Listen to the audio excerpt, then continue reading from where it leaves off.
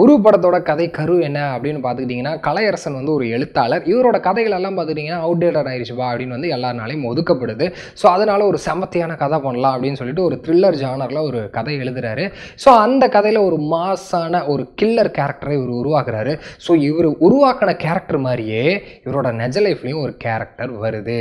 So அந்த character இவங்க 2 பேர்த்தையும், அதாவது ஹீரோ கலையரசனையும் ஹீரோயின் சாய் தன்சிகாவையும் என்ன பண்ணுது அப்படிங்கிறதான் படத்தோட கதை அப்படின்னு நான் நினச்சிட்டு உங்ககிட்ட சொல்லலாம் அப்படின்னு வந்து முடிவும் பண்ணிட்டேன். ஆனால் படம் முடிஞ்சதுக்கப்புறம் தான் தெரிஞ்சுது இதெல்லாம் கதை இல்லை, கதை வேற அப்படின்னு டேரக்டர் நம்மக்கிட்ட சொல்லி அனுப்பியிருக்காரு. ஸோ அந்த கதை என்ன அப்படின்னு நீங்கள் போய் படம் பார்த்து தான் தெரிஞ்சுக்க முடியும். ஏன்னா இதுக்கு மேலே நான் சொன்னேன்னா எல்லாமே ரிவீல் பண்ணுற மாதிரி இருக்கும்.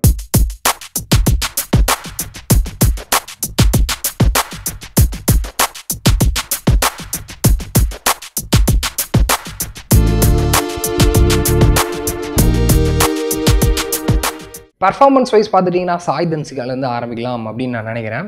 இப்போல்லாம் பார்த்துட்டிங்கன்னா வழக்கமான ஹீரோயின் கதாபாத்திரங்கள் எல்லாம் இவங்க நடிக்கிறது இல்லை. இவங்களுக்கான ஸ்கோப் இருக்கா அப்படின்னு பார்த்து நடிக்கிறாங்க. ஸோ அதே மாதிரி இந்த படத்துலையும் இவங்களோட கேரக்டருக்கு செம்ம ஸ்கோப் இருக்குது. ப்ரில்லியண்ட்டான ஒரு பர்ஃபார்மன்ஸ் பண்ணியிருக்காங்க. சாதாரண பர்ஃபார்மன்ஸ் பண்ணியிருக்காங்க அப்படின்னு சொல்லிட்டு போக முடியாது. ஏன்னா இவங்க இந்த படத்துக்காக போட்டிருக்கிற ஹார்ட் ஒர்க் வந்து பார்த்துட்டிங்கன்னா வேறு லெவல் இருக்குது அப்படின்னு படம் பார்க்கும்போது நீங்களே ஃபீல் பண்ணுவீங்க. கலையரசன் பார்த்துக்கிட்டிங்கன்னா இந்த படத்தில் நிறைய எமோஷன்ஸை காட்டுறதுக்கு வந்து இவருக்கு ஸ்கோப் இருந்திருக்கு. ஸோ அந்த இடங்கள் எல்லாம் அழகாக ஸ்கோர் பண்ணிவிட்டு நீட்டாக பர்ஃபார்ம் பண்ணிட்டு போகிறாரு. படத்தில் கலையரசன் சாய் தன்சிகா இவங்க 2 பேருக்கும் ஸ்கோப் அதிகம். ஸோ இவங்களை தவிர மற்ற எந்த கேஸ்டிங்கும் அவ்வளோ பெருசாக நமக்கு கண்ணுக்கு தெரியல அப்படின்னே சொல்லலாம். ஸோ அதையும் தாண்டி பார்த்துக்கிட்டிங்கன்னா மைம் கோபி, டேனியல் இவங்க 2 பேரும் ஒரு சின்ன கதாபாத்திரத்தில் வர்றாங்க. ஸோ அவங்களோட ரோலை கரெக்டாக பண்ணிட்டு போயிருக்காங்க. இந்த படம் பார்த்துக்கிட்டிங்கன்னா டெக்னிக்கலாக செம்ம ப்ரில்லியண்ட்டாக வந்திருக்கு அப்படின்னு தான் சொல்லணும். ஜோகன் சிவனேஷோட பிஜிஎம் இந்த படத்துக்கு பெரிய ப்ளஸ் பாயிண்ட் அப்படிங்கிறத தாண்டி ஒரு பேக் போனாகவே அமைஞ்சிருக்கு அப்படின்னே சொல்லலாம். ஏன்னா இந்த மாதிரியான ஒரு த்ரில்லர் சப்ஜெக்ட்டுக்கு பிஜிஎம் தான் பெரிய பக்கபலமாக இருக்கும். ஸோ அதே மாதிரி ஒரு சூப்பரான ஒர்க் பண்ணி கொடுத்துருக்காரு. ஸோ இவரோட ஒர்க்கை மேலும் மெருகேற்ற மாதிரி இந்த படத்தோட சவுண்ட் டிசைன் அட்டகாசமாக இருக்குது. பிரசன்னா எஸ் குமாரோட சினிமோட்டோகிராஃபியை நம்ம எத்தனை தடவை வேணாலும் பாராட்டலாம். ஏன் அப்படின்னு பார்த்துட்டிங்கன்னா படம் வந்து 60-70% வந்து ஒரு இருட்டில் நடக்கிற மாதிரியாக தான் இருக்குது. ஸோ அதை வந்து ஆர்டிஃபிஷியலான லைட்ஸ் எல்லாம் வச்சு ரொம்பவே ஒரு மாதிரி ஆர்டிஃபிஷியலாக தெரியாமல் சூப்பராக பண்ணி கொடுத்துருக்காரு சினிமோட்டோகிராஃபி. அது மட்டும் இல்லாமல் இந்த மேகமலையோட அழகை இந்த டாப் ஆங்கிளில் காட்டுறது, விஷுவலாக சில விஷயங்களை கன்வே பண்ணணும்னு நினைப்பார் இல்லையா டேரக்டர், அதுக்கு ஹெல்ப்பாக இருக்கிறது அப்படின்னு வந்து இவரோட சினிமோட்டோகிராஃபியை நம்ம எத்தனை தடவை வேணாலும் பாராட்டலாம். சான் லோகேஷோட எடிட்டிங் பார்த்துக்கிட்டிங்கன்னா படத்தை கிறிஸ்பியராக முடிக்கிறதுக்கும் அந்த த்ரில்லர் அப்படிங்கும்போது சில அப்படியே ரேசியான கட்ஸ் எல்லாம் இருக்கும் இல்லைங்களா, ஸோ அதெல்லாம் சூப்பராக பண்ணி கொடுத்துருக்காரு. ஸோ அதுக்காக இவரையும் நம்ம பாராட்டலாம். டேரக்டர் விக்கியான பார்த்துட்டிங்கன்னா நிறைய ஹாலிவுட் படங்கள் பார்ப்பாரு அப்படின்னு நான் நினைக்கிறேன். ஸோ அதனால் வந்து இந்த ஹாலிவுட் ஸ்டைல்லே படத்தை மேக் பண்ணியிருக்காரு. ஸோ படத்தோட மேக்கிங் செம்மையாக வந்திருக்கு. அதுலேயும் ஒரு சின்ன மைனஸ் இருக்குது தான் செய்யுது. அது என்ன அப்படின்னு பார்த்துட்டிங்கன்னா நிறைய ஹாலிவுட் படங்களோட சாயல்களும் அங்கங்கே இருக்க தான் செய்யுது. ஸோ இந்த படத்தோட பெரிய ப்ளஸ் பாயிண்ட் என்ன அப்படின்னு பார்த்துட்டிங்கன்னா ஒரு த்ரில்லர் ஜானரை எடுத்துட்டோம் அப்படின்னா படத்தோட ஸ்டார்டிங்லேயே ஆடியன்ஸ் கூட படம் கனெக்ட் ஆயிடணும், இல்லாட்டி ஏதோ ஒரு கேரக்டரோட ஆடியன்ஸ் கனெக்ட் ஆயிடணும். ஸோ அந்த விஷயத்தை வந்து இந்த படத்தில் சூப்பராக பண்ணியிருக்காங்க. இந்த மூட் செட்டிங் அது வந்து இந்த படத்தில் செம்மையாக அமைஞ்சிருக்கு.